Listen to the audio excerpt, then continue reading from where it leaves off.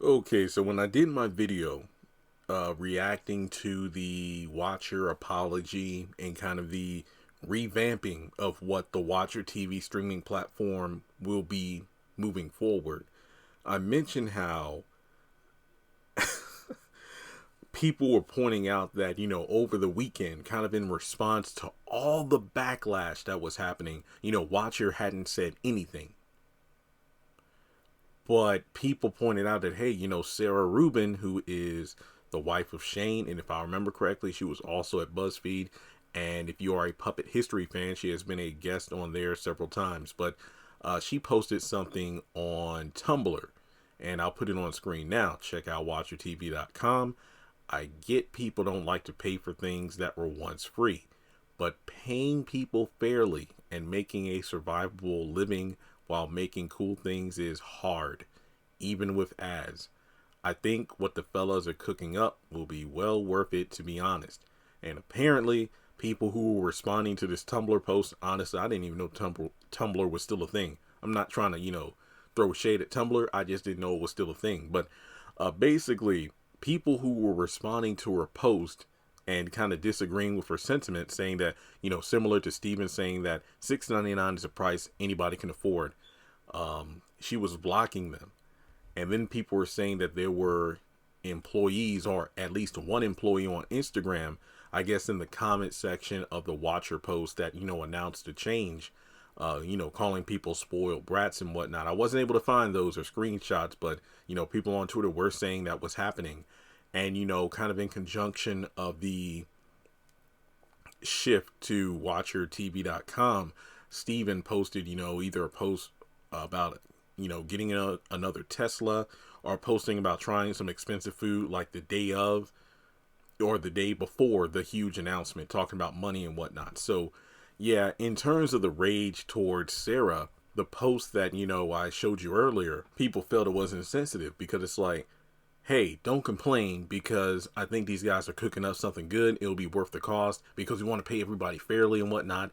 And, they do live in LA. So, I live in Virginia, East Coast. I don't live in California, but I do know that the cost of living out there is pretty insane. I do know some people from college who are out there, but it's just one of those things where it's hard to sympathize knowing that Watcher brings in a lot of money, whether it be from their YouTube videos or the Patreon, and then of course, additional revenue from the merch stores, the live shows and whatnot. So, to say that, we're trying to pay people fairly, well, they're the ones who hired close to like 30 people. And I get, they're expanding the company, but one of the biggest, you know, clapbacks from the fans is like, look, they're only putting out so much content per month, so why would you need that many people to do it? Or unless they're planning to pump out, a lot more content at a, faster pace on this streaming platform. Because even Ryan said during the update video, one of the things we didn't want to do, which is why we started the streaming platform in the first place, is to avoid having to lay off employees or, eventually leave YouTube at some point because, the way the advertisers are working and the way we don't want to compromise our, content, at some point something had to give. But it's like, y'all are the ones who hired too many people, it seems. And y'all are the ones who are making these incredibly crazy expensive videos where you travel and whatnot and spend hundreds of thousands of dollars per season. It seems rather than getting, more, I guess, like more expensive equipment or, spending more into editing, you need to get like a person who knows finances to strictly put you on a budget. That way you can have more. Like I said, it seems these dudes are rolling in the money. I'm not pocket watching, but from those of you who actually follow them on social media, somebody was like, oh, it's easy for Sara to say that because, she's going to benefit from the money given that she's married to Shane. And didn't she just recently post like having a bag that was worth, over $100 or something she just got during her honeymoon or something? And it's like, yeah, it kind of gave off the vibe of, what was that thing that went viral when the pandemic happened?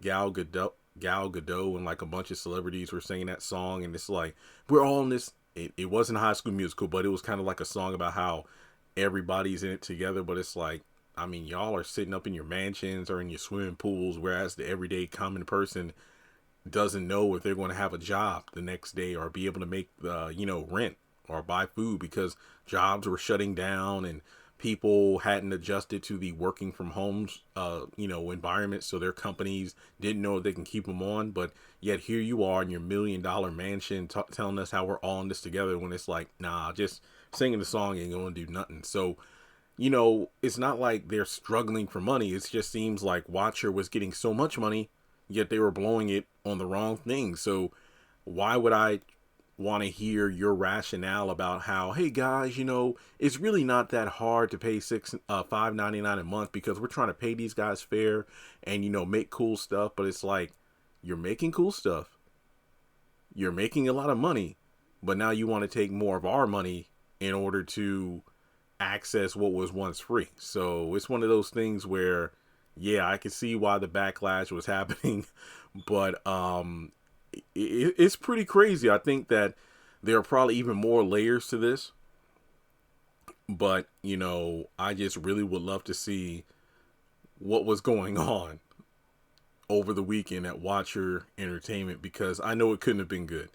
I definitely go back to what I said in my other video about, can you forgive Watcher, where it's like, these boys probably felt like, yeah, we did the thing where they dropped the video on Friday. But then the minute those comments came in, and then as more and more platforms covered the, just the fall of Watcher, they were like, oh my God, that weekend must have been torture for him. And then the thing is, I feel like people were going after Sara and, that one employee who was clapping back at fans is like, the boys from Watcher haven't said anything. Why are you saying anything? So then Watcher made their video today, and it's like, okay. So let me know what you think. Do you think Sara's Tumblr post was like out of pocket and, insensitive?